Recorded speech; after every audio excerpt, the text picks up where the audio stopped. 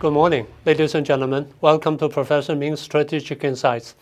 Last week, we gave a brief introduction to Japan's new Prime Minister, Madame Sino-Takaichi. And she's considered a right-wing hardliner in the party, in the ruling party, the LDP, Liberal Democratic Party.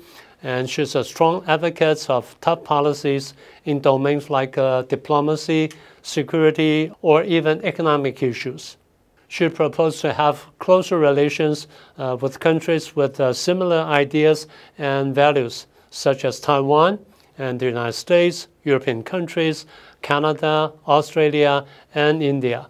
She even repeated the famous saying by the late Prime Minister Abe Shinzo, saying, "A contingency in Taiwan is a contingency for Japan."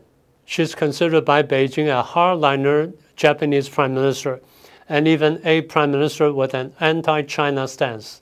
That's why we predicted there might be clashes over Beijing and Tokyo in the future. But little did we know that the clash comes much earlier than we expected. A few days ago, actually on the 7th of November, she appeared on the Budget Committee of the House, and she was confronted with a sharp question, or perhaps I should say a biting question. Let me read out the question, word by word.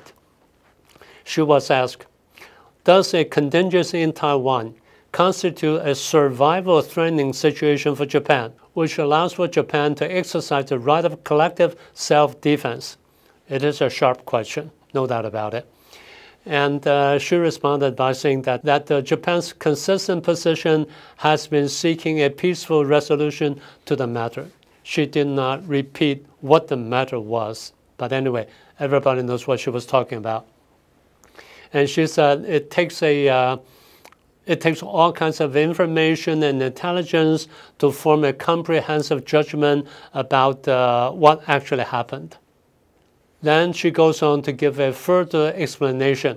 She said, if Communist China deploys warships to start a maritime blockade, she did not mention Taiwan here, to start a maritime blockade, and the United States Navy come to help just to break the blockade, and the Chinese army resort to military forces to prevent the United States from intervening, then we have to be prepared for this kind of situation in advance.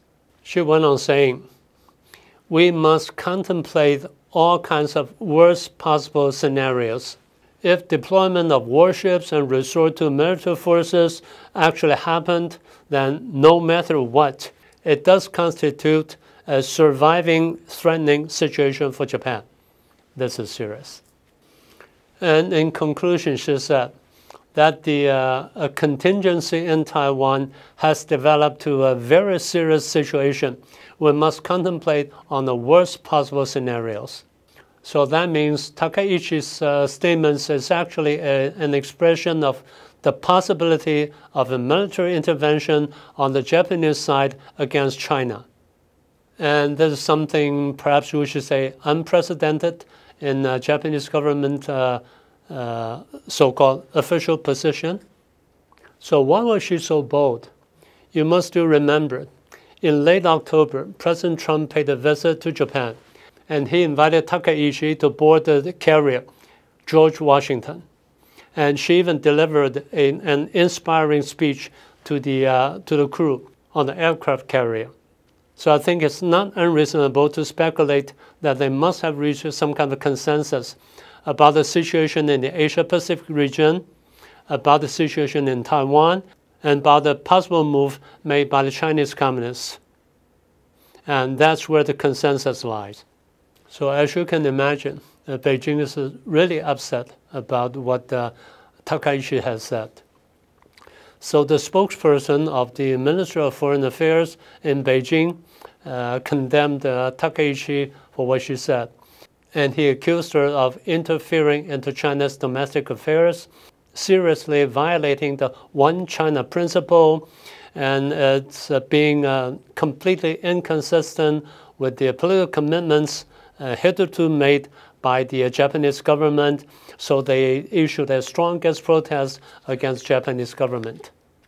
But there's more to it.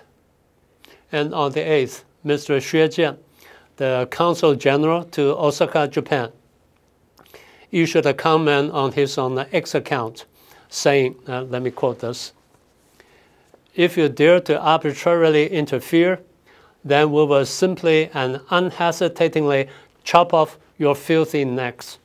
Are you truly prepared for the consequences?" That's very threatening, that's very impolite, and that's very undiplomatic. And until 7:30 p.m., this comment could not be retrieved on X by the Japanese reporters. But they tried to contact the consulate, but they got no response. On the next day, on the 9th, Mr. Jian posted another comment on the X account, saying that statement like a contingency in Taiwan is a contingency for Japan is a path to death by some foolish Japanese politicians. So that's very provocative. And he even warned, again, I have to read it out to you. "It is imperative that you restore the most fundamental concepts of rationality and respect for the law, and absolutely do not allow the entire nation to face the same devastating catastrophe suffered at the time of defeat." That's threatening enough. And and that's very, very undiplomatic for any diplomat to say something like that.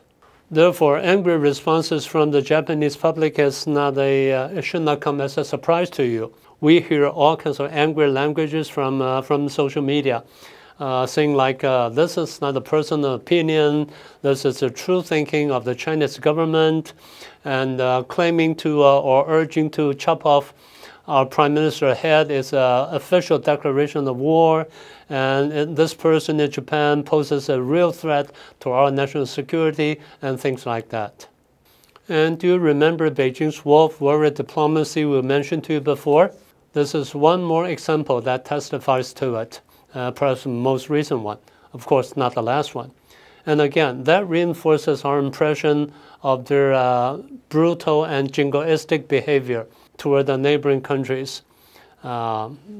Wolf warrior diplomacy is for one, and excessive military buildup and military exercises, how they create troubles in the South China Sea, and their support for Russia to invade Ukraine, and how they try to intimidate Taiwan with military forces, and so on and so forth. So Prime Minister Takaichi is not the cause for the trouble. Communist China is a true cause for the regional problem. But one thing that we can be sure is that the diplomatic relations between Tokyo and Beijing will be overshadowed, not by Takaichi, but by Beijing's attitude and by Beijing's behavior.